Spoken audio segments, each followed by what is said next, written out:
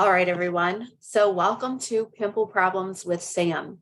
And here's a confession. This is, in fact, not live, like I said I would record. But when we all met on Monday, I recorded, but it did not record sound. So a lot of you have reached out asking for the link, and this is why I have not been able to provide it because it didn't work out. So I'm re-recording for everyone that is interested. So I'm excited for you all to join me today. We are going to talk a lot about acne as a whole. We're going to talk about what acne is, how do we identify it as providers, and I'm going to share some tips from other providers that have shared with me along the way on my journey in the treatment room. So a lot of this information that I'm going to provide you guys with today is based on my experience in the treatment room, in the field, and information that I was given from either ZO Skin Health Learning or other providers and how they are treating their patients. So I do have to give a little bit of a disclaimer. This is not an official ZO Skin Health training. This is just a little Sam thing, just something that I am doing for you guys to just kind of help. I thought maybe my experience in the treatment room might be able to help some of you guys because sales are hard. And we as aesthetics providers know how important it is to bring skincare into your patient's journey. So it's just, I'm hopeful that my experience can help you do that with ease. So in this information today, anything that I share with you, if you have questions, please reach out to me directly. You can always find me on Instagram. My handle is Tell Me More Sam. Send me a direct message and I'd be happy to help you. Please don't reach out to your ZO team just because they're not the ones teaching the information. So with that out of the way, we are going to get this party started. So why did I get so many requests to cover acne? Because it's the most difficult thing as an aesthetics provider that you are going to have to tackle with your patients. The reason why it's so difficult and it's so frustrating for you is because what you do and whatever treatment plan you put your patient on is not going to dictate results. What's going to dictate results is the patient's compliance. So we're going to dive into that today. But why did all my patients that follow me say that they wanted me to cover acne? Because secretly they're suffering.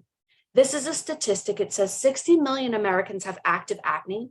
20 million Americans have acne severe enough to cause scars, but only 11% of those acne sufferers seek help. And you want to know why that is? And I can speak to this because I've suffered with cystic acne my whole life. A lot of us associate having acne with being dirty. And we as providers know that that's so far from the truth, but society doesn't. And they see someone with acne and they all automatically assume, oh, she must not be a clean person. She doesn't clean her skin. She's so dirty. She's gross. When that's not the truth. Acne is rooted internally, but because of what it does externally, it does cause us to withdraw. It causes low self-esteem, low self-confidence. We become depressed. We withdraw socially. We're embarrassed. Okay. So I want to share my tips and tricks with you guys so we can put an end to this, so we can truly help our patients. All right. So how do we do that? How do we help our patients? Well, I think I've got it figured out. First and foremost, as a provider, you need to understand acne.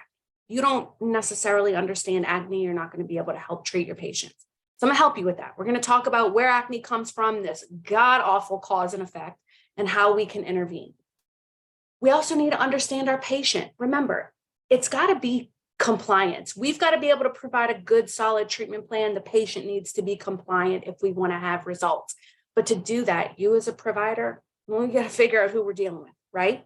So understanding your patient is so important. And then the last, once we understand acne, once we understand our patients, then we're ready to set a treatment plan. It's just that simple. So let's first start with understanding acne. Remember how I told you it's like a horrible cause and effect? Well, that's exactly what it is. So first of all, where does it come from? Where does it start? Well, it roots from inflammation. And that inflammation comes from sebum. Sebum is oil.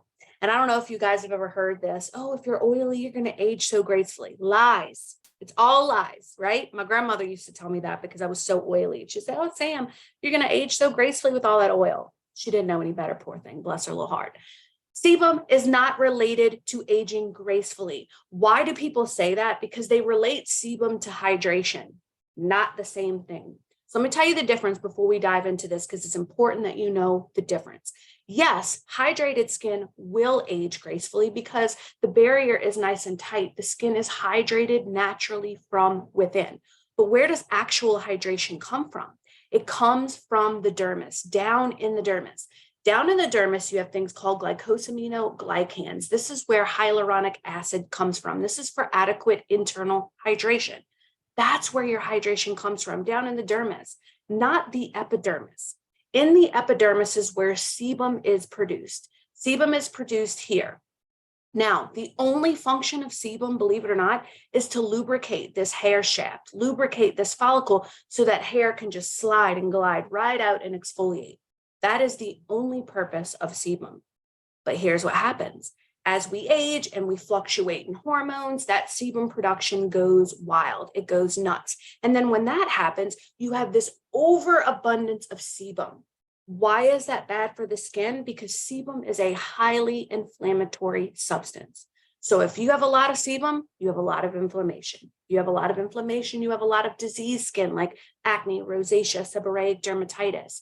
So sebum, no me gusta. Actually, here at Zio Skin Health, Dr. Obagi says sebum is the #1 enemy of the skin. Want to know what the #2 enemy of the skin is? The sun. So sebum is worse than the sun. So why is sebum so bad? So we talked about this inflammation. So we get the inflammation in the skin.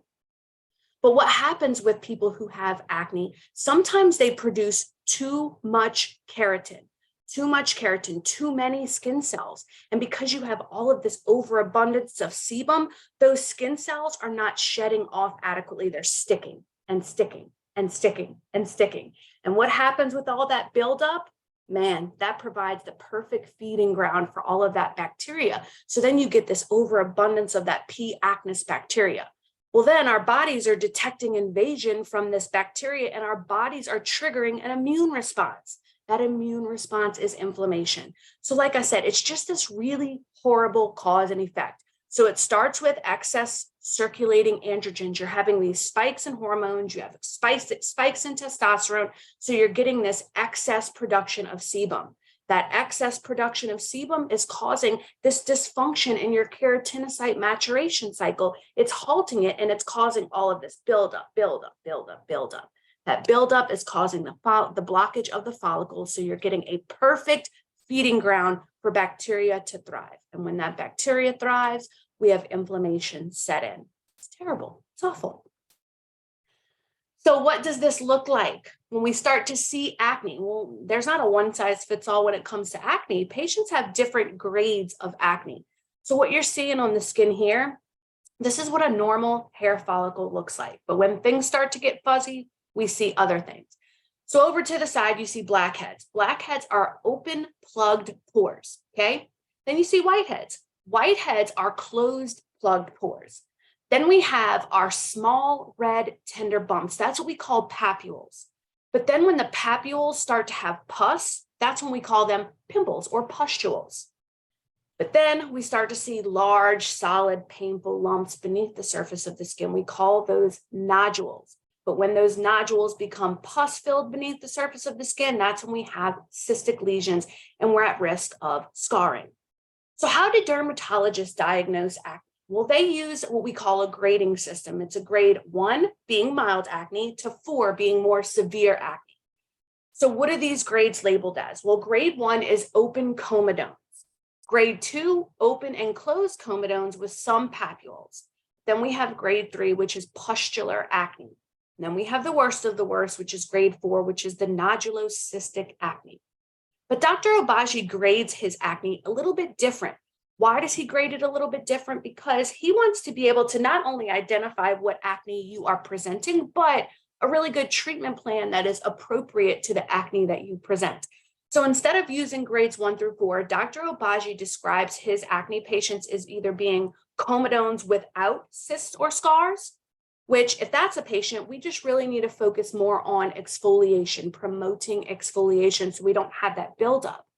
But then if we see cystic with no scars, if we see cystic at all, we know that bacteria is present and the patient is at risk of scarring. So we need to do something to intervene with that bacteria present and also maybe do a treatment plan that's going to start preventing scarring.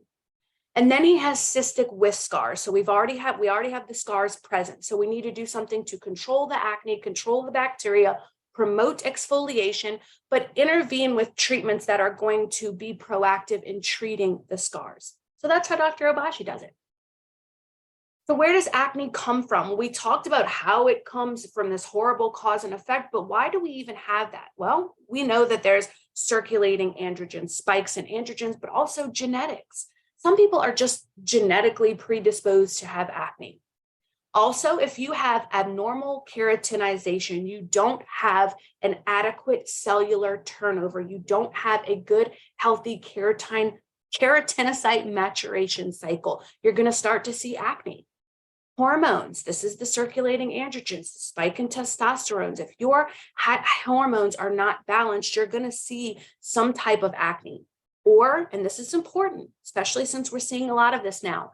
I used to work in a wellness clinic when I was an esthetician, and we did a lot of hormone replacement therapy. And those patients, when their levels were trying to adjust, they would go through some really bad cystic acne because they were being injected with testosterone, or they were injected with pellets that contained testosterone. So things were just kind of wonky for a little while. And while they were kind of wonky, the patient was going through acne. And why am I telling you this? Well, because if you're treating a patient and you're doing all of the things and the patient is doing all of the things and you just can't seem to figure out why they're not seeing improvement, this is why it's so important for you to discuss lifestyle with your patient, because they may be getting treated for hormones and you don't even know it. And that's why things have not been leveled out. So that's another thing to consider when talking to your patients about lifestyle. And then talking to your patient about patient manipulation, about touching the skin, about popping.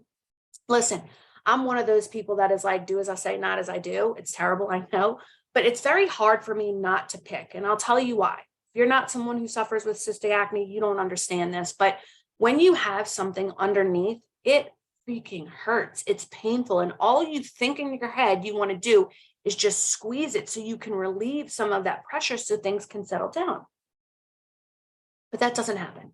Because with cystic acne, what happens is when you start manipulating, you're causing injury underneath the skin.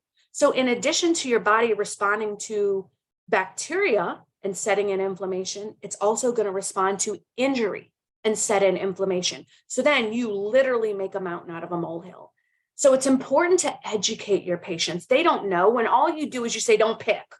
Well, they're like a bad kid. We all want to rebel internally, right? You tell me not to pick, boo, I'm picking. Okay. So you want to give your patients a little bit of education. I always say this, an educated patient is a compliant patient.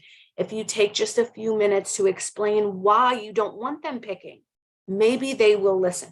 Or you could do like I do. I used to tell my patients, I'm telling you, the best rule of thumb is not to touch it. If you need it out, come see me, we'll talk.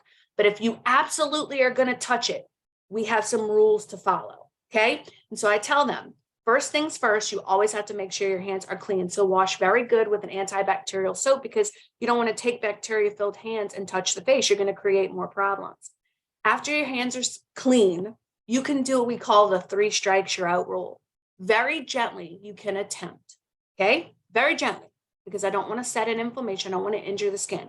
So very gently, and you get to do it 3 times. After the 3rd time, you need to be strong enough to walk away. If you're not strong enough to do that, don't even do it. Just stay away. Now, some of you doctors might not agree with that, but listen, I was out there, real deal, in the streets. And I just felt like I wanted to have more real conversations with my patients as opposed to just pointing fingers and saying, don't do this, don't do this. That's the beauty of all of us, right? We all get to decide how we want to practice, how we want to guide our patients. It's important that you just learn all of the things so you can decide that for yourself. All right, so we've talked about acne. We've talked about how does it happen, where it comes from. Now we need to understand our patient, okay? We already understand acne. Now we need to understand our patient. This is so important because if you're going to be able to successfully guide your patient, you need to have talks with your patient about lifestyle and compliance level. Acne especially, because if they're doing things that are causing triggers or flare-ups, you may not get to a good result. And who are they going to blame? They're not going to blame themselves. They're not going to say, ooh, I ate the ice cream, it's my fault. Patients are never going to say that. They're going to say, well, I'm not getting results and it's your fault because this stuff you gave me doesn't work, right? So you have to take the time. You need to take the time to understand your patient, and you need to take the time to educate your patient. So let's talk about how we can understand our patient and how we can guide and educate our patient. The first things first, let's get some things laid out. Acne is an internal condition that cannot be cured externally.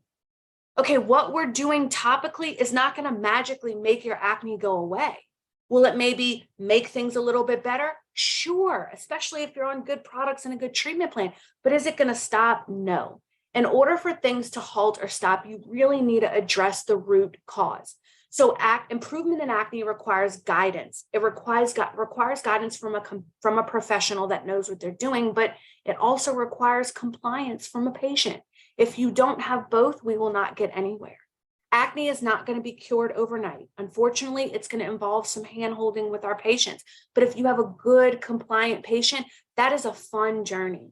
Man, it's a fun journey because they come in so sad and so depressed, so withdrawn, but you hold their hand on this journey and you take them on this walk and you get to celebrate with them. You get to celebrate those successes.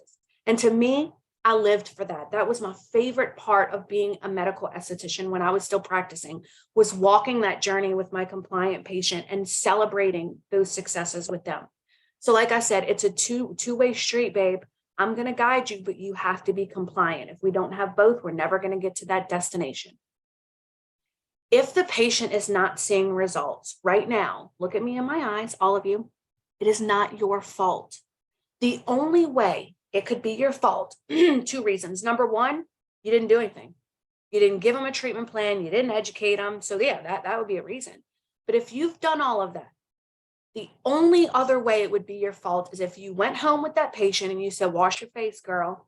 Put on the creams, girl. Oh, you need to call the office. It's time to do your follow-up chemical peel. Oh, don't eat that ice cream. Girl, you got to wash your face before you go to bed. You can't go to bed with a full. That would be the only way it would be your fault. So right now, stop taking accountability for patient results. It's not your fault. You're not that powerful. Okay? The only way, like I said, you could take account is if you were right there with them, and we're not. So we have to rely on the patient to be compliant. So you as providers should always be putting the patient back in that driver's seat. Okay, what do I mean by that? Well, we're on this skin health journey together, right? And so if you try and be the driver of the bus, they're never going to be compliant back there. They're going to be cutting up. They're going to be drinking. They're going to be smoking. They're going to be eating the ice cream. They're going to be cutting up, right? Because that's what kids do. They cut up in the back seat. So we're going to switch things around. I'm going to put you in the driver's seat, patient. I'm going to hold you accountable for your results. I'm going to hang out in the back seat. And guess what I'm going to do in the back seat? I'm going to be your cheerleader and your guide. When you're red and you're peeling, I'm going to be like, yes, girl, you're doing it. It looks great. Perfect. Wait, hold on. Stop. That ain't right. Take a right. Take a left. That's where we fit in best. So stay in the back seat, guide your patient. And when they're falling off course, you hold them accountable. You put their feet to the fire. So what I mean by that is when they come back for their follow-up and they say, well, I don't see any results. Well, first of all, you should have taken pictures. So you should be pulling out pictures to do a wham bam. And if they've been compliant with Zeo Skin Health, babe, they will see results. Now, if they're still cutting up in the back seat, they might not see amazing transformational results, but you'll see something. So always take pictures. If you're not taking pictures of your patients right now, put your hand out, put it out, go do it, put your hand out. Shame, shame, shame. Patients are spending a lot of time and money with you. They need justification that their time and their money is worth it. And if you don't have pictures, they're not going to get the wow factor. They see their skin every single day. So those improvements, they're not seeing anything big and impressive. So you need that wow factor. So reel it back. So they come in and they tell you, I don't see results. We'll pull out those pictures and see if you can guide them. Now, if they still say, no, I don't see any results, don't give away the answers to the test. What I mean by that is don't say, well, are you eating this? Are you drinking this? Are you doing this? How many pumps of this are you using? Are you doing this AM and PM? No, that's giving away the answers to the test. What you need to say is, tell me how you are using your products every morning and every night. Go, run through. Tell me what you're doing. If they've been doing it for 6, 4, 8 weeks, they should know what they're doing every morning and every night. And that's usually how you can fill in those missing pieces. Because usually they'll say, well, I wasn't using that retinol stuff every day because it made me red and peely. Well, there we are. That's why you're not seeing improvement as quickly as you'd like, because you decided to slow the process down. Well, yeah, I'm doing all that right, but I'm also I eat this and I do this in the morning. Okay, well then there's the problem. You're eating the ice cream. You're eating things that are going to cause breakouts. So I'm not telling you not to enjoy your life. I want you to enjoy life. We only have one life. But if you're going to enjoy life, when you start to see flare-ups and breakouts, don't point the finger at me, babe. Bring it right back on around at yourself, which is okay. Because every once in a while, we need to be able to enjoy the things. You just need to understand who is in the driver's seat. Yeah, that works. All right. Now, if your patient is not willing to follow a treatment plan, then you need to set realistic expectations at the consultation. What does that mean? That means if you recommend a treatment plan and your patient says, like, for example, I want you to use a tretinoin or I want you to use a retinol. Oh, no. That redness stuff is just not for me. Then I want you to have realistic expectations. You're not going to see wow results in a short period of time. We're just going to take a slower route to that finish line. Always set realistic expectations at consultation so they know what they're getting into and a realistic timeline, if they're compliant, of when they can see results. Okay. All right. So we've got a little bit of our patient down. We've talked to them. We've given them a little education, but they've talked to you about their health. Okay. They've said various things about their diet, maybe, and their lifestyle. How do we apply that to their treatment plan? Well, if we're going to do that, you need to understand some things.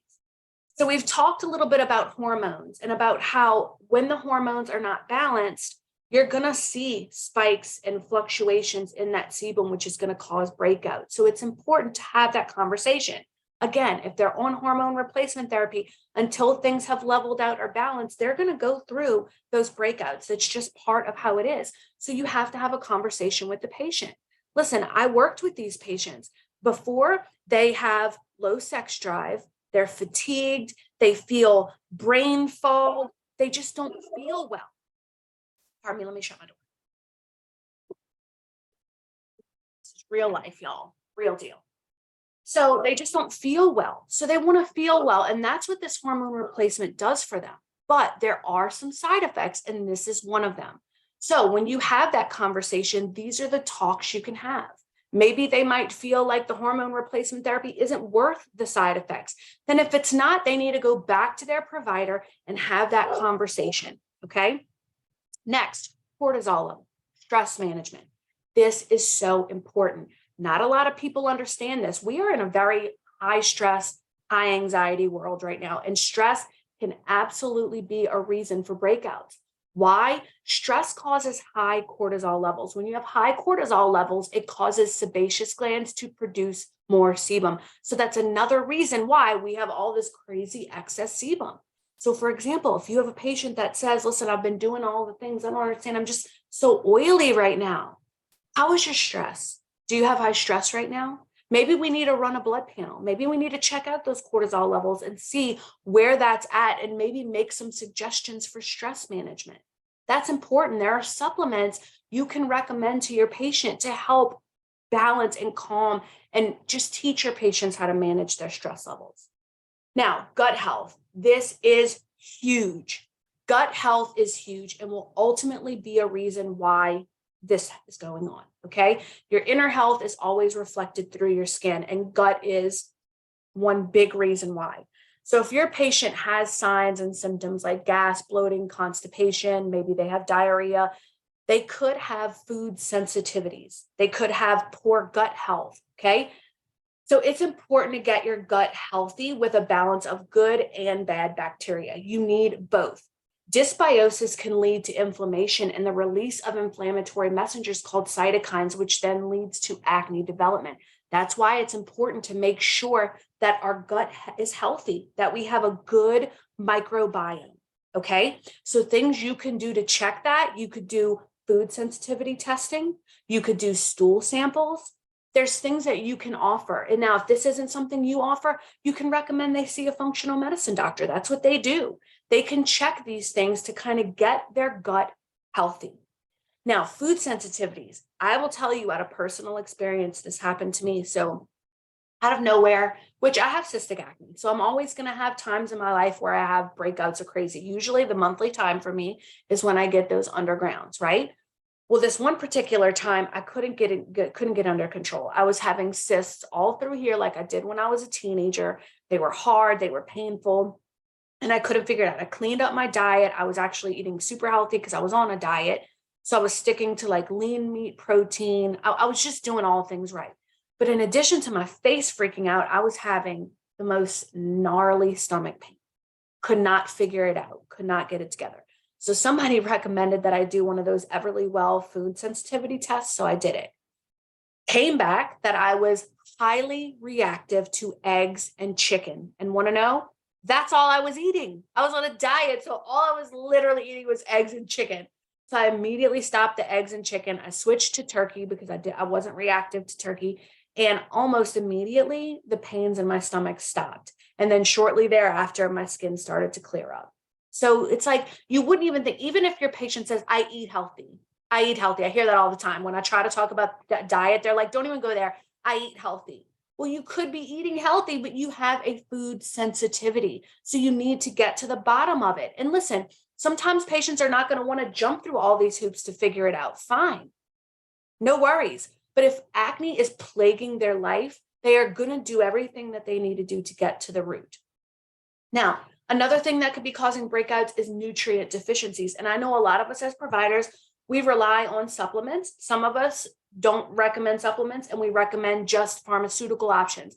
However you choose to practice, do you, boo.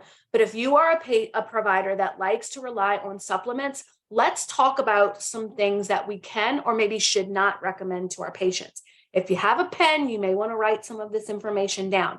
Now, before I get into this, I'm going to just run through that disclaimer again real quick before somebody comes for me. Not a doctor, not a practitioner. I'm none of the above. I'm just a little esthetician. And the information that I'm giving you here is not coming from just my random brain. This is from my experience working out in the field and then working with other providers and getting suggestions on what they recommend and why. Okay, so here you go. So first of all, vitamin A. A lot of us already know this one in skincare because vitamin A is what? Retinol, retinoids, tretinoin, Tazorac, Refissa, retinaldehyde. I mean, all of the vitamin A derivatives that we use topically, all of you guys are super familiar with. But vitamin A is also a nutrient that is in our diet. It's in a lot of greens. It's something that our body needs. Actually, Dr. Obagi says that vitamin A is the essence of life for our cells. It's super important. So vitamin A plays a crucial role in skin health, particularly keratinocyte proliferation for adequate cell turnover. And we know with acne patients, what happens? We're coming to a halt. We're not adequately shedding those cells. And even at that slower pace, it's still not exfoliating because we have all that sebum that's causing it to stick. So vitamin A in your protocol topically, but also supplement-wise is really great to just kind of keep things going. Now, vitamin D. Vitamin D plays an important role in the communication between nerve cells and the body's ability to fight off germs. Vitamin D also blocks the P. acnes from affecting skin cells. So if you have a patient and you run a blood panel and they are just like womp with vitamin D, this could also be an issue. Get their D levels back up higher. This will help, I promise. Okay. Vitamin E. Vitamin E helps to prevent the spread of bacteria and the function of vitamin A. So vitamin E kind of supplements vitamin A. It kind of gives it a little bit of a boost. So that's why a lot of times in antioxidant and product, you'll see that they combine vitamins A and E a lot. Now, little trick question, okay? What product at Zeo Skin Health contains both vitamins A and E? We're not live, so I'm going to give you a minute to think about it just to test your Zeo skills. But it is a product that we say here at Zeo Skin Health, everybody needs. If you have skin, you need this product. And if you said Daily Power Defense, you are absolutely correct. Daily Power Defense has vitamins A and E that act as antioxidants. It also has DNA repair. It has hydrators and lipids, so it supports our skin barrier. It's literally the mortar to the bricks. It puts that lipid barrier back in between our skin cells to give us that really good, strong brick wall that we need to protect our skin. Okay, now let's talk about omega-3 fatty acids. So they are key for fighting acne because they reduce inflammation. They lower levels of the insulin-like growth factor IGF-1, which is the central hormone that induces acne. So if you have an acne patient and you want to recommend a supplement, omega-3 fatty acids is a really great option for them. Now, zinc, I think everybody's familiar with this one, but zinc is an anti-inflammatory. It helps the body to reduce swelling and redness.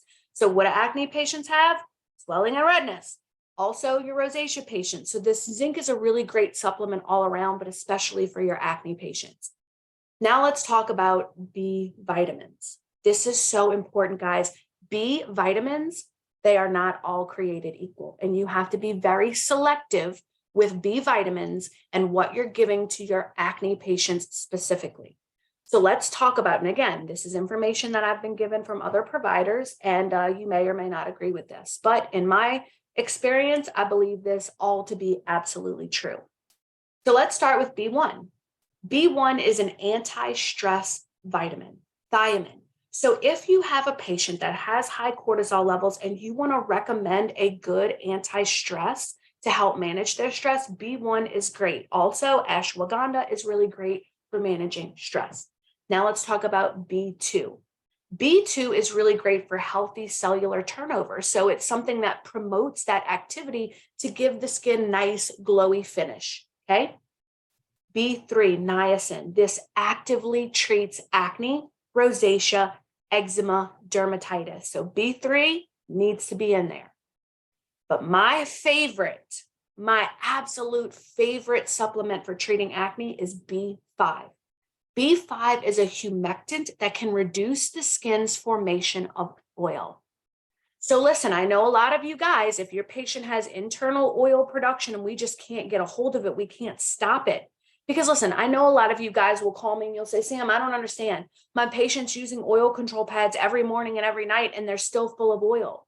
Well, yeah, because using something topically is not going to stop internal oil production. Remember, the root is still existing. We're just controlling it topically so we can try to get the rest of penetration of our products.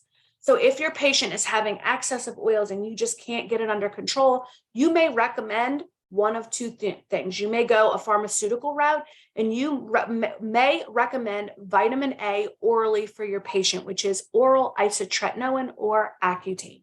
That will clear it up. Dr. Obagi loves a very low dose of Accutane. He does a 20 milligram and he has a lot of success with that.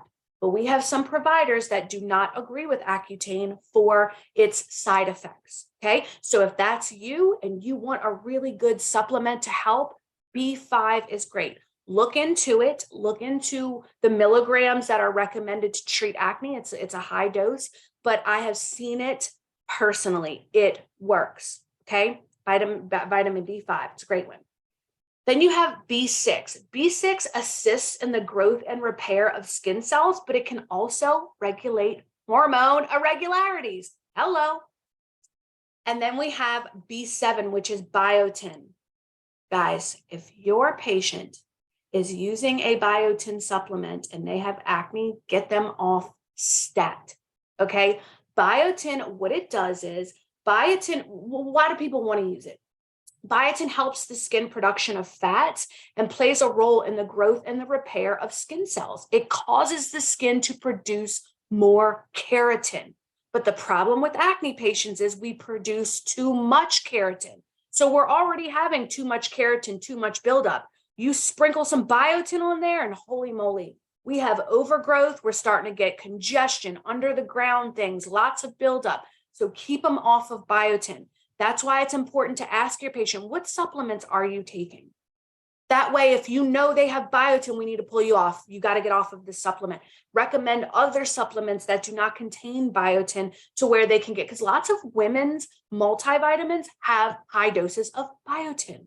So you have to be careful. Even if they say, nah, I just take a regular multivitamin, which one is it? Let's look up the ingredients. Let's Google it, because you're probably going to see a high dose of biotin. Okay. Another thing you're probably going to see is B12. Okay. B12, I know a lot of us use it in our clinics, in our practices, because it gives a nice little boost of energy, but I'm sorry, if you have an acne patient, it is no good. So B12 does have some good benefits. It helps to prevent pigmentation. It assists the body in metabolizing protein, but this can cause issues with acne because a lot of doctors say the reason is that P. acnes bacteria metabolizes B12. So when you take B12, you're essentially giving nutrients to the bacteria. You are feeding that bacteria. And this is absolutely true. I'm not going to let anybody tell me differently because I'm going to tell you why. So my own self went through it. I was going out of town for work. We were going to Las Vegas, and I wanted to do IV drips, IV therapy, so I could just build up my immune system because we were kind of traveling around, flu time, and I didn't want to get sick. So I went several times for an IV beforehand so I could dose up real good to make sure that my immune system was good and strong.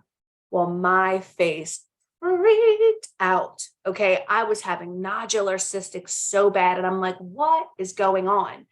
So then I had another provider tell me, oh, shoot, those IVs have Meyer cocktail, high doses of B12. Boom, there was the problem. Recently, I had one of my accounts reach out to me and she's like, Sam, I don't know what's going on. My face is freaking out. I can't get to the bottom of it. So I said, what are you doing? Let's talk about the protocol. Her protocol was chef's kiss, perfect. So I'm like, that shouldn't be an issue. So I was like, okay, tell me what supplements you're taking. She's like, honestly, I'm just really taking the basics. She goes, but I have been doing my B12 injections again because I'm trying to get my energy levels back up. I'm like, boom, there's your problem. And she's like, no way. I've done B12 before and I don't recall having breakouts. I said, listen, the only way we're going to know is if you try. So all I'm saying is just back off of it for a couple weeks and let's see if it clears up. If it doesn't, then just continue. And what do you think happened? Cleared up.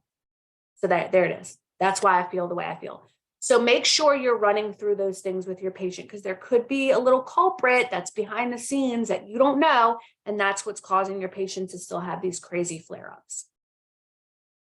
Now let's talk about diet. What are you eating? What are you ingesting? Because that plays a big part. If your patient is eating carbs and sugar, it's happening. They're going to have breakouts. I'm sorry. Okay. Carbs and sugar increase blood sugar and insulin levels, and they contribute to the development of acne. Period. End of discussion. Now, dairy. Dairy increases insulin levels. Hormones in the milk increase androgen activity. Cow's milk stimulates the liver to produce more IGF-1, and this increases the development of acne. So stay away from that cheese, folks. Chocolate, okay? Oh, let's go back to the cheese. I did have a patient that was having issues, and she went full keto, and her face is freaking out. She had to stay away from dairy. Again, these are just all things you're going to have to discuss. Chocolate. Chocolate has been proven to trigger acne. Sad, I know, but it's just something you might want to stay away from if you're having breakouts. Energy drinks. For the love of the Lord, please stay away from these energy drinks, okay? So energy drinks like Alani Nu, Celsius, they have triple whammies. They contain caffeine, which is bad. They contain biotin, which is horrible. And they contain B12. Boom, it's a triple threat. You're definitely going to have breakouts with those. So they contain caffeine. Caffeine has sugars that increase insulin levels and make your body produce more oil. Then, like I said, some have the B12 and they have the biotin. So you've got to stay away from it. Whey protein. This is a big one right now because a lot of us are doing these protein supplements. And if it's whey, you're going to have problems. Whey is rich in amino acids that cause the cells to grow and divide more quickly, which contribute to acne. It can also stimulate the body to produce more insulin, which causes acne development. So sorry, guys, switch to plant. If you are acne prone and you're having issues with whey protein, switch to plant protein. Some of them can be a little bit more expensive, but of course, isn't that how it always is? The stuff that's better for us is more pricey. Just is what it is, okay? And then, like we said, food sensitivity. So acne is an inflammatory disease. So eating foods that you're sensitive to can cause chronic inflammation, which causes acne. Okay. Now let's talk about lifestyle. So what are some lifestyle factors that can be causing issues? Well, using the wrong skincare and cosmetic products, AKA thick, oily moisturizers. Okay, out there, everybody's saying everyone needs a moisturizer. Even your acne patients need a moisturizer. Well, here at Zeo Skin Health, respectfully, we do not agree with that. And we don't agree with that because, like Dr. Obagi says, traditional moisturizers, they don't penetrate the skin. Even if they're oil-free, they just sit. This can be bad because we want our skin cells to be active and healthy independently. So if you're slathering on all that moisturizer, what it's doing is it's signaling to the cells below and it's saying, hey, we're hydrated up here. I don't need you. I got this. Then you have lazy, sluggish cells that go to bed, they go to sleep. We don't want that. We want our cells up, functioning, healthy, doing what they need to do, naturally producing hydration, naturally producing collagen, naturally producing elasticity. And they're not going to do that if you're slathering on moisturizer. Think of someone who uses chapstick. Babe, they always use chapstick. That's why. So here at ZO, we take a different approach. And instead of you slathering on moisturizers, we want you to use a ZO skin health protocol, a full protocol that is going to address getting your cells healthy, adequate exfoliation, naturally hydrating those cells from within. Okay, so get them on a full ZO skin health protocol. Not changing your pillowcases. This is bad because the scalp also produces oil, just like the face does. So if you're sleeping on a pillow and you're constantly having all of that oil, you're going to have breakouts. You're just going to keep transferring all of that yuckiness. So I like to tell the patients at least once a week, they need to be washing and switching out the pillowcases. This one here, huge, huge. Do not use hand towels or towels on your skin. I don't care how often you wash them, they harbor bacteria. With acne patients, we don't need any more bacteria on the surface of our skin. We want to keep the bacteria away. So what you need to use is disposable towels. Paper towels are even fine. They do have those Clean Skin Club towels that are great. I like them, but they can be a little bit pricey. So if your patient just doesn't have the budget, just tell them to use paper towels. I love the Viva brand paper towels. They have some that are super soft. It's very gentle on the skin. They're almost cloth-like. Those are great. Have them keep a roll of those in their bathroom. And you should tell your patients that have acne, you should never be washing your face in the shower. I know that sounds crazy, but when you're in the shower, you're washing with piping hot water, right? And you should not be putting piping hot water on your face. One, hot water can spread bacteria. Also, hot water induces inflammation. We don't want any of that. So what I tell acne patients to do is when you're in the shower, focus on your body. When you're out of the shower in front of your sink, that's when we're going to wash our face. And we're going to use cool water. Okay. ZO might say use lukewarm. Some other people might say lukewarm. I said use cool because I feel like if I say lukewarm, they're going to push it right till the second before it's hot. And I don't even want them to push it there. So I say cool, but you say whatever you want. So I want you to use cool water. And you're going to wash your face outside of the shower, okay? And when you dry your skin, use a paper towel. Don't pick your skin, okay? Picking your skin is going to lead to inflammation and injury. Remember, educate them. Don't just sit here and point the fingers and say, don't pick your skin. I don't want you to pick your skin because of this. Maybe if they understand what it's doing, they can understand. Because when they pick, yeah, sometimes you might get a little bit of pus out, but immediately afterwards, it just fills back up with fluid. What do you think that fluid is? It's an immune response. It's inflammation. That's what that fluid is. So that's not good. If you're seeing fluid, that's not good. That's because there's injury and it's responding. So maybe if you share that information with them, they will be a little bit more careful with the picking. All right, sweating. If you have your gym guys and your girlies, this has to be a conversation. Sweating will cause breakouts. So not a lot of them are taking the time to immediately wash their skin after they sweat. So offer them solutions, okay? One solution that I absolutely love is hypochlorous acid, okay? So I tell my gym people, put a jar of pads, either complexion renewal pads or oil control pads in your gym bag. And then I want you to get some hypochlorous acid.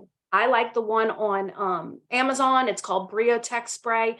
Hypochlorous acid is basically just when water and vinegar collide. So it's natural for the skin. It's helpful. But what it does is it kills off the bad bacteria, but keeps the good bacteria on the skin's microbiome. And what I tell my gym people is after you work out, take a pad, wipe it full front and back, then take that spray, give it a little chew, chew, chew, and then get home, then wash. That way your skin's not sitting with all of that sweat and dirt and grime until you can get to your skin and get a good cleanse. Cell phones. Obviously, I don't think I need to tell you guys these things are nasty, okay? So I used to tell my patients, keep the little alcohol wipes in your purse, in your car, keep them in sight, somewhere where you can see them so it will remind you, ooh, gotta wipe down my phone. Another thing is tell your patients to use speakerphone when they can. So that way they don't constantly have it up to their face. Because if you do, you're going to transfer the bacteria. Again, it's all about offering solutions instead of just saying, don't do this, and here's how we can avoid that. Or don't do this, but do this instead. That always works better. Talk to them about their sleep habits and their stress. Ultimately, if you're not sleeping well and you're stressing out, your cortisol levels are going to be high, and we're going to continue to stay in this flare-up stage. And like we said before, no hot showers, no hot baths, no hot saunas. Heat spreads bacteria. Heat also causes inflammation. We want to focus more on cool. Another little tip I tell my patients to do, again, Samism, nothing that Zio says, this is Sam. I used to offer icing, telling my patients to ice. I currently ice my skin still. So I do it in the evening times after I've cleansed my skin. I take an ice cube and my towel, my paper towel, after I've dried off my skin, I take the paper towel, I put the ice inside the paper towel, and then I just glide the ice over my skin. And I do that just a couple times, and then I pitch it. But what the icing does is the icing helps reduce inflammation. And if you have a patient that you know is a hardcore picker, have them use ice instead. Say, look, if you feel the urge to pick, I want you to ice. Because icing will bring down the inflammation, and it may take away that urge for them to want to squeeze. So always, again, offer another solution. All right, so we understand our patient now. We've talked to them about diet and lifestyle. Now it's time to make a plan. Now we need to set a treatment plan. Got to put our feet to the floor. So let's talk about these plans. So our plan is going to not just be one thing. Okay, sorry, patient, but it's not a matter of, let me just write this prescription and all of your acne is going to go away. Or let me just send you home with this one product and all of your acne is going to go away. No, ma'am. We have to do a full protocol, so a full topical regimen, and then we have to discuss any internal solutions, whether it be pharmaceutical or supplements, and we've got to talk about diet and lifestyle compliance. It's a whole kit and caboodle. You need everything, okay? So we want to also get to the root. So we want to address other contributing factors, the hormones, the stress level, the gut health, any nutrient deficiencies, lifestyle, diet. We've got to get to the root if we truly want to get rid of the acne. Then, like I said, we want to do topical treatments. We need a full Zio skin health protocol. And then if we can't get the oil under control, then we may want to discuss internal options, be it pharmaceutical or supplements. Any internal treatments, any in-office treatments, in-office treatments that address the acne. So any acne procedures, I know there's a lot of laser options. Heat kills bacteria, so there's a lot of good laser options. And then maybe if you are a dermatology practice, you offer cyst removal, acne removal. That may be something, or some of you inject with the Kenalog. I wanted to say ketamine. That would not be it. Don't inject with ketamine. Catalog. So there you go. So y'all have some options, but again, this is all part of making a long-term plan for your patient. What are some tips? We've talked about some tips, but here's some extra ones that specifically dermatologists recommend. Always wash AM and PM. Duh. We know why that's important. But remember, after sweating too. Be gentle with your skin. Okay, especially when you're exfoliating, you shouldn't be going to town. We don't want to pull and yank on the skin. We don't want to spread the bacteria. Okay, like I said, Zio says lukewarm. I say cool. Do what you will. Shampoo regularly. Remind your patient that your head, your scalp does sweat too. So you have to address that. Clean your skin. All of my dry shampoo girlies, come on. I know we love to do it, but if you are having acne problems, it's sorry, but you're going to have issues. Hold on one second, guys. I need to tell my son to get the dog because that barking is driving me nuts. Okay, I think I got it. Okay, all right. Let your skin heal naturally. Okay, if you did pick and you just did it, let the skin heal. Icing works great. Like I said, icing will help calm the inflammation and help speed up that healing process. And try your best to keep your hands off your face. Every time you touch your face, you're bringing bacteria back to the face. Okay. So again, just giving them a little education, giving them a little teaching. Now for treatment. Okay. Like I said, not all acne is going to be considered equal. Your patients are going to be dealing with different levels, different grades of acne. So you have to see what they're dealing with and build a treatment plan accordingly. Just a real quick reminder, remember how Dr. Obagi does it. So he categorizes them as comedones without cysts or scars, which that means maybe just a good topical regimen would be good for them. But because we just want to promote exfoliation. But if your patient is having cystic, but they don't have any scars, if it's cystic, that means they're at risk of scarring. So we might need to do a little bit more. We might need to maybe recommend some chemical peels or maybe a little bit more intervention. And then we have cystic with scars. Okay, this is full intervention. Scarring means we got to get to business. So you're going to be able to decide on a treatment plan based on these things. So let's go back. So here's what our focus should be. Number one, we want to make sure our skin barrier is strong and healthy and intact. That skin barium, the stratum corneum, is this outer layer. It's made up of all those skin cells and it's enveloped in that lipid barrier. That's like the brick and the mortar. You need a good, healthy brick wall to keep the skin healthy. It's also important keeping acne away because with a good, strong barrier, nothing's getting in, baby. No invasion from bacteria, no invasion from harmful substances, allergens. Because when you have invasion, what then sets in? Inflammation. So barrier strength has got to be a good focus. You have to have that, okay? Then after barrier focus, we've got to talk about what's already there or what's at risk of happening. So we know that acne patients, we've got to get healthy cellular turnover. We have to speed up that keratinocyte maturation cycle. So we want to put topicals in there that are going to speed that process up, okay? Then if your patient has scarring, we want to bring in topicals and or in-office procedures that are going to stimulate that dermal repair so we can level the skin out and get improvement in the skin. We have to address inflammation. If we don't get to the root of that, we're going to always be chasing our tails. So reduce sebum because sebum causes the inflammation. That's what happens, okay? All right, then if the patient has leftover pigment, either post-inflammatory erythema or post-inflammatory hyperpigmentation, either red or brown, we're going to have to do some pigmentation correction, which we do it well with our hydroquinone. So you can discuss these treatment options with your patient based on what has happened or what they are at risk of seeing happen. All right, so now let's talk about ZO options. What does ZO have? Well, like I said, we can build a ZO protocol based on the patient's lifestyle and compliance level. Maybe they don't want to have aggressive reactions. Well, then we're going to take a milder approach, but we're going to be slower to the finish line. Or if they're all in, we could treat aggressively and get to that finish line fast. You have to let your patient drive the bus. Let them decide what is going to work for them. All right, so when we build a ZO skin health protocol for our patient, we have to start with the basics. I know a lot of our patients are going to go, nah, I don't want the whole thing. I don't need that big old protocol. Just give me the high potency retinol. That's all I need. Please don't do that, because if their barrier is wrecked and their skin is unhealthy and all you're doing is treating with the tretinoin or treating with the high potency retinol, you're going to make it worse. It's just the truth. You have to get the skin healthy in order for it to be able to tolerate those aggressive topicals. So part of that is what we call here at ZO Skin Health, getting skin ready, or GSR for short. This is our system of cleanse, exfoliate, tone, and it is the fundamentals to building healthy skin. Think about it, especially with your acne patients. They've got a lot of buildup. They've got a lot of sebum. What does GSR do? Gets rid of the buildup, controls the sebum. So you should make sure that your patients are doing a good getting skin ready, and you want to customize that GSR to their skin type at that moment. If they're itchy, if they're ouchy, red, inflamed, then you want to keep a more gentle GSR.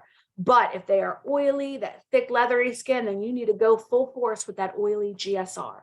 So like I said, you're going to customize based on that. And in case you guys didn't know, and if you ever wanted to doubt our GSR was published in the Journal of Drugs and Dermatology because the results are so important to everyone's protocol. So make sure it's a non-negotiable. If the patient's not willing to do GSR, we ain't trying to do business. Okay, well, you may not want to be that serious, but that's how I was. So you can be Sam or not be Sam.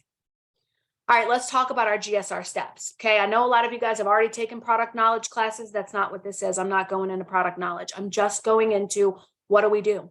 What do we have? So ZO has 4 cleanser options. We've just recently welcomed in the Balancing Cleansing Emulsion. And although I don't think that is an appropriate cleanser for acne patients, I think it's a great pre-cleanse option for acne patients that wear makeup. It's a gel to milk consistency, and it does a really great job at breaking down the makeup. And I'm sorry, but I'm a double cleanse girly. And for all of my acne oil patients, I would strongly recommend a double cleanse. That's my opinion. And I think the balancing cleansing emulsion is a great pre-cleanse for those that wear makeup. But if they don't wear makeup, or if that's not a thing, still pre-cleanse with the other two options. And I think really great options for acne patients are gentle cleanser and exfoliating cleanser. I think if their skin is really ouchy, acne, and sensitized, I would probably go with gentle cleanser. But if they're oily and acne prone, I would probably go with exfoliating cleanser. Those would be my options for cleanse. Then we talk about exfoliators. So I like both of these. I myself have active acne at times, and I've used both of them throughout. But I will say, if your patient has more oily acne, they really need dual action scrub. Maybe if they're ouchy acne, they may do well with exfoliating polish, but I do really think if you're oily, excessively oily, you need dual action. The reason is, if you're extra oily, you need a little more leaven in the exfoliation department. So exfoliating polish gives the patient just a good mechanical exfoliation, whereas dual action, it's called dual action for a reason, because you're getting two forms of exfoliation, chemical and mechanical. So this one here has Candelilla wax beads. It's those rounded beads that give you that good mechanical exfoliation, but the chemical component, it's got a little salicylic and a little lactic. So you get that chemical benefit as well. So that's my choice. Now, I get this all the time. I can't believe Zio wants me to exfoliate every day. Well, I mean, yeah, we recommend daily because these are designed for daily use. They're packed with oil lipids to protect the barrier so you don't over exfoliate the skin. But if your patient has active acne, obviously I don't want you scrubbing that every single day. So if your patient is ouchy, sensitized, active acne, super dry, obviously they're only going to do it 2-3 times a week. But if your patient is thick, oily skin and they're not dealing with the ouchies, then they can definitely do it every single morning. I do recommend morning exfoliation as opposed to night, because your skin cells are doing the most while you sleep. While you're sleeping, they're up and moving and going and going. So you're going to have a lot of that buildup in the morning. Yeah, but Sam, I have all this dirt and grime and makeup from the day. Well, dirt, grime, and makeup can come off with a good cleanse. You know, it can't come off with a good cleanse. Skin cells build up oil. Okay. And y'all already know, you oily people, you wake up in the morning a slick mess. So you need a good exfoliating in the morning. That's my 2 cents. So we cleanse, we exfoliate, and we tone with our GSR. We have 3 toner options, and all 3 of these are acceptable for acne patients. Personally, I would say if they are ouchy sensitized, I would go with the calming toner, because calming toner has glycolic acid. So that glycolic acid is going to be helpful for that acne patient, but it's packed with anti-inflammatories, hydrators. So it's not overstimulating their already sensitized skin. So that would be my go-to for those specific patients. But if they are just normal acne or super oily, thick skin acne, I would probably go with one of the pad options. Complexion renewal pads and oil control pads both have 2% salicylic acid. If you didn't know, now you do. They both have the salicylic, they both have glycolic acid, but oil control pads have a third acid. They have mandelic. So that mandelic is super helpful for your oily, acne-prone patients. So when you tell patients to use these toners, we always tone AM and PM. With the calming toner, you can apply it with a cotton round. Okay, soak the cotton round, wipe front and back until it's dry. And then the pads are already pre-soaked on a pad. So you tell the patient to use a full pad, front, flip it over, back until it's dry, then pitch it. I know a lot of you guys encourage your patients to cut the pads in half because it works with their budget, and I don't hate that. But I will say, if they have problematic skin like acne, they absolutely need a full pad. Why? Because there is a full dose on that pad. So if you cut the pad in half, you are doing what? Cutting the dose in half. So try and keep a full pad for your acne or your disease or your rosacea skin patients. They need a full dose. All right, so we got the GSR out of the way. So then what other topicals can we bring in? Well, I would recommend something like a benzoyl peroxide or an AHA or a retinoid, because they increase that cellular turnover, okay? They help treat the bacteria. I would also focus on products that are going to decrease inflammation. They have anti-inflammatory properties. Also, aggressively attack the sebaceous gland disorder. You've got to get to the root. So taking that into account, what does ZO have to do that? Well, let me introduce you to a couple first, or yeah, a few. Few is 3. So a few first. So we have acne control, complexion clearing mask, and instant pore refiner. So let's dive in just really quickly.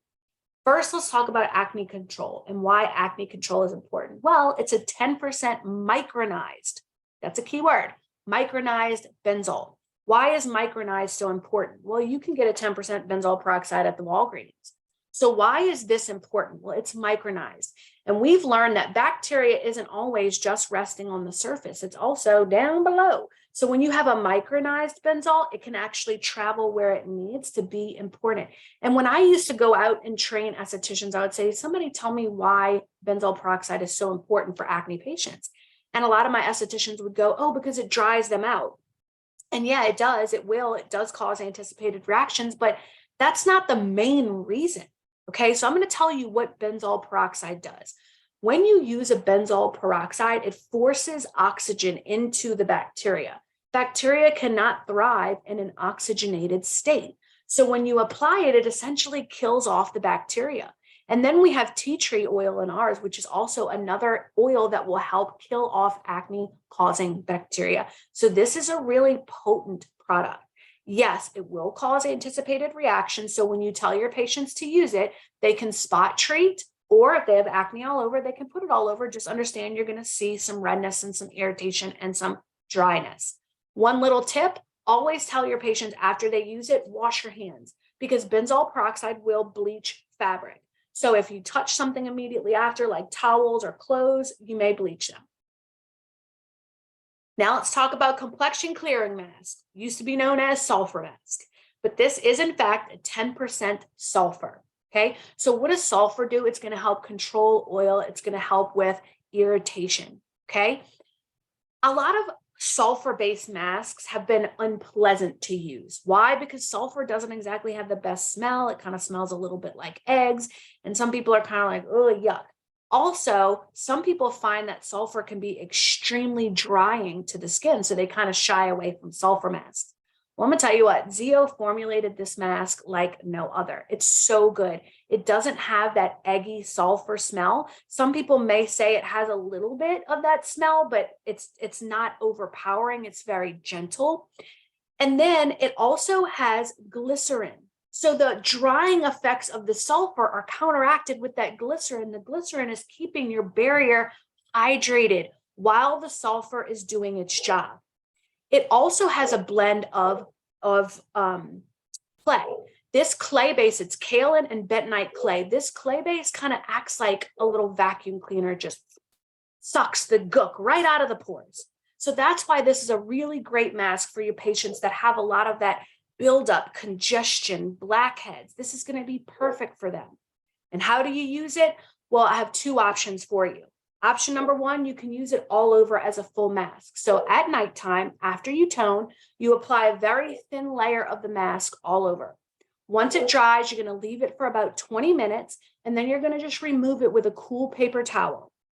Another way to use it is, last step at night, you can spot treat on blemishes, or if you have a patient that has a lot of maybe like blackheads and congestion on the nose, they can apply it to the area of congestion, sleep in it, and then wash it off the next morning. It will help soften all that, break it up, and makes it easier for extractions.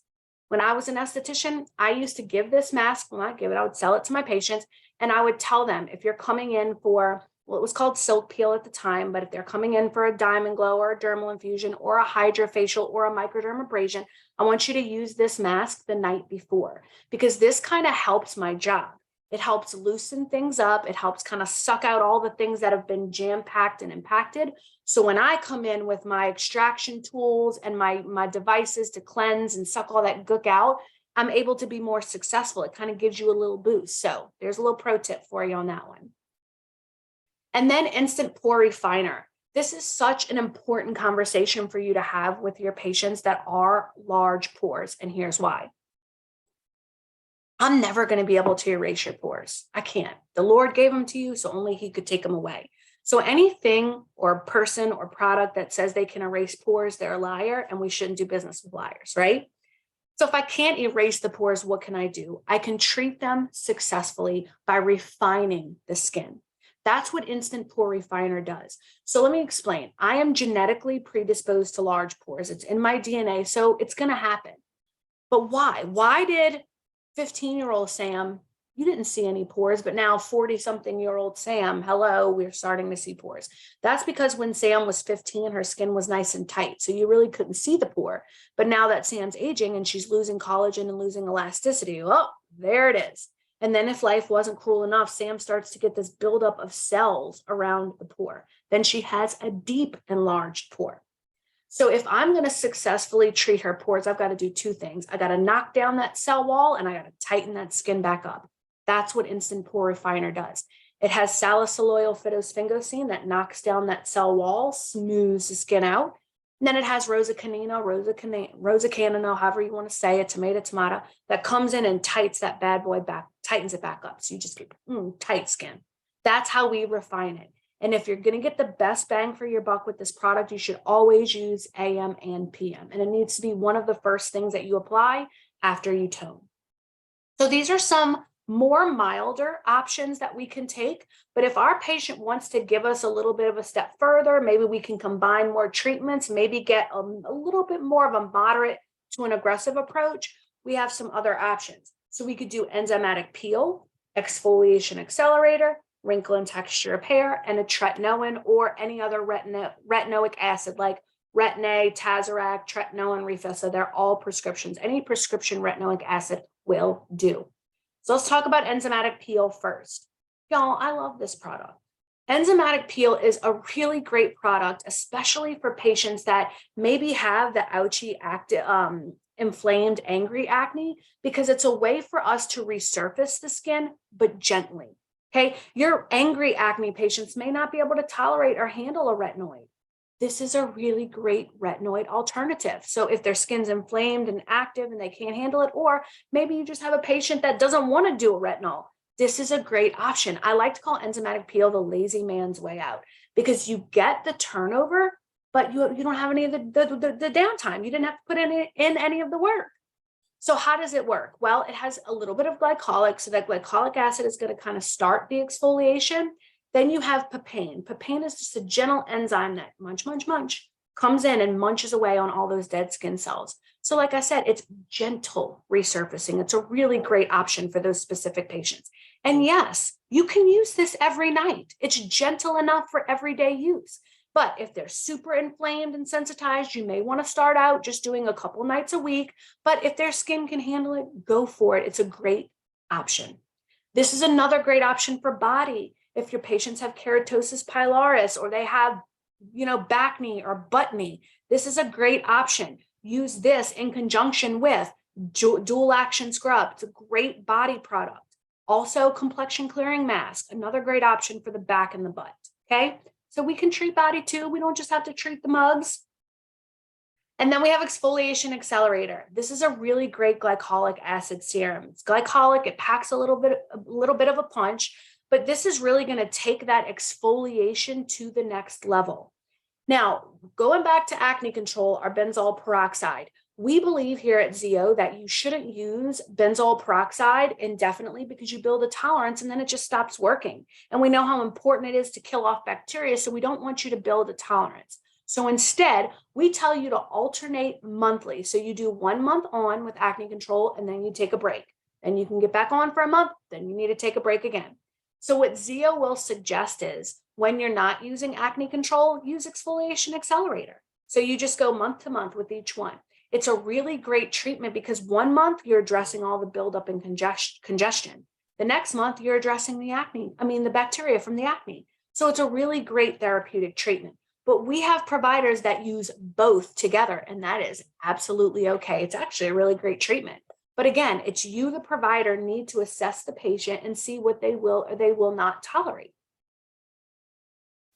And then we have wrinkle and texture repair. This is a retinol. It's a dermal retinol. It has a micro emulsion delivery system. It's just a fancy way of saying a rapid release of retinol. This works exceptionally well on the dermis. So this is great for patients that are at risk of scarring or currently scarred because it's going to give that good dermal stimulation. Plus, it has our Z Pro complex. This has the same growth factor that's in our growth factor serum. So they're getting a little extra boost of collagen, which is exceptionally great for scarring. So definitely use this one if they have scarring or at risk of scarring, or if they've been on a tretinoin or a retinoic acid for long term. This is an amazing tretinoin alternative. But if you have active acne and your patient is on the more severe side of that, they will do well with a good round of tret. Okay. Here at ZO, we encourage you guys to just leave your patients on a tret for no more than 5 to 7 months. Here's why. Whenever we use any derivative of vitamin A, any retinoid, what we're doing is we're trying to stimulate acute inflammation to trigger repair, to trigger healing. But the problem is, if you use a retinoic acid, you're stimulating both epidermal and dermal repair, so a patient will never acclimate. They will stay in this constant stage of inflammation, which, yes, we do want that, but if we never acclimate and we never heal from that, we go from acute inflammation, which was our goal, to chronic inflammation, which was never our goal. So that's why these products are prescriptions, because we shouldn't put our patient on it and then never hear from them again. We should be following them on their retinoic acid journey and making sure we're not crossing that threshold from acute to chronic. And to do that, ZO suggests 5 to 7 months, no more than that. So hopefully that helped. All right. Now let's talk about what are some other ZO products that can help treat your patient's acne. So what we've mentioned are products that ZO has suggested in their suggested protocols, but we have some providers that are using other ZO products to address. One of them that is not on there, and I could just kick myself because I forgot to put it on there again, is Radical Night Repair. I love Radical Night Repair for acne. I have used Wrinkle and Texture Repair for a very long time. I'm a Retamax girl. It used to be called Retamax back in the day, and I have used it for a long, long time. And when I was having that crazy, we talked about it when my stomach was all wackadoo and I was having all those breakouts, I went and saw one of my friends, Candace, who is a practitioner, a provider. And she's like, girl, use Radical Night Repair. And I was like, oh, really? Radical Night Repair? I don't think that's for me. She's like, do it. Trust me. Let me tell you, it was a game changer. So if you guys have been on Wrinkle and Texture for a while, or you've had a patient that's on Wrinkle and Texture Repair for a while, and you want to switch it up, you want to reintroduce something, do it. It's so good. So Radical Night Repair, yes, it's a 1% epidermal retinol. It's literally the polar opposite of Wrinkle and Texture Repair. Okay, so you got that. Radical Night Repair. Another one, Rosatrol. Rosatrol addresses inflammation and redness. What do acne patients have? Inflammation and redness. So if they're still having trouble with that inflammation, this would be a really great addition to their protocol. And then, like we talked about, if they're dealing with PIE or PIH and they're willing to go through a hydroquinone treatment, our system of bleaching and blending is really great for that. So definitely talk to your patients and find out what they're willing or not willing to go through, and you can continue to build. Listen, I know ZO makes suggestions. We make suggestions because those suggested protocols, we know you can count on to work. But once you guys dive into our products and our education and you learn these products, listen, you can start doing your own thing. You can start putting things in like Rosatrol and these HQ products to help customize the plan even further than what ZO suggests, okay? But how does ZO suggest to use it? Well, we always start with the fundamental 5 no matter what. Every single patient should have Getting Skin Ready with Cleanse, Exfoliate, Tone. Everyone should have Daily Power Defense and a sunscreen. But you can plug in those acne products based on lifestyle, compliance, where they're at currently with their acne. So that's where the consultation comes in. So with the Getting Skin Ready, you guys know we always do Cleanse, Exfoliate, Tone in the morning, Cleanse, Tone at night, okay? Then when we do our acne, how are we plugging in those products? Well, take a look, okay? These are our acne protocols. So if you want just a good mild protocol that's going to address congestion, just a little bit of buildup, this is a great one. You can, or you don't have to, bring in the Instant Pore Refiner if you want to. We call that our Z Boost. So if you want a boost to the protocol, this would be an important one. But just for the guts of this protocol, what do we need? Well, we need Daily Power Defense in the morning. And then at night, we could just do that complexion clearing mask a couple of times a week and then do enzymatic peel. That's it. Like I said, enzymatic peel is gentle enough for every single night, but if their skin is inflamed or irritated or sensitized, just do it a couple times a week and let them build as their skin builds strength. But if you're starting to notice papules and pustules, that means we have some bacteria present and we need to start doing a little bit more. So what Zio will suggest is you do your daily power defense in the morning, and then you alternate monthly, either acne control or exfoliation accelerator, and then just do your complexion clearing mask a couple of times a week. But if your patient is dealing with cystic, nodular acne, they have scarring or they're at risk of scarring, we need to go in hard. We're just going to have to. So for those patients, we're still going to do our daily power defense. We're still going to alternate acne control and exfoliation accelerator. But then after our complexion clearing mask, we're going to bring in our retinoid of choice. And again, that is something you can customize with your patient. And so that's it, guys. That's everything. I know on the live one, we shared some before and afters from some Zio providers, but I leave that special for people that are able to attend my webinars, because the providers that were so gracious enough and kind enough to allow me to share the protocol and share the before and afters, they gave me permission to share live and not share that on something that can continue to be played over and over again. There are some things that, we need to keep private, okay, for HIPAA reasons, obviously. So I hope you guys found this information to be helpful. I could tell you what, I would have loved to have this information as a brand new SD starting out my career. So for all of you that are brand new to this aesthetics realm and you're getting all of this Zio education, I am so jealous of you, because you guys are going to be in a much better position knowledge-wise than I was starting out. So congratulations. I'm excited for you guys. Thank you for taking your time today to learn and grow with Zio and taking time to learn and grow with me. And again, if you have questions or you need me for anything, please reach out to me on Instagram. My handle is Tell Me More Sam. You can direct message me and I'd be happy to help you. All right, guys, thanks again. I hope you enjoy the rest of your day. Take care. Bye, guys.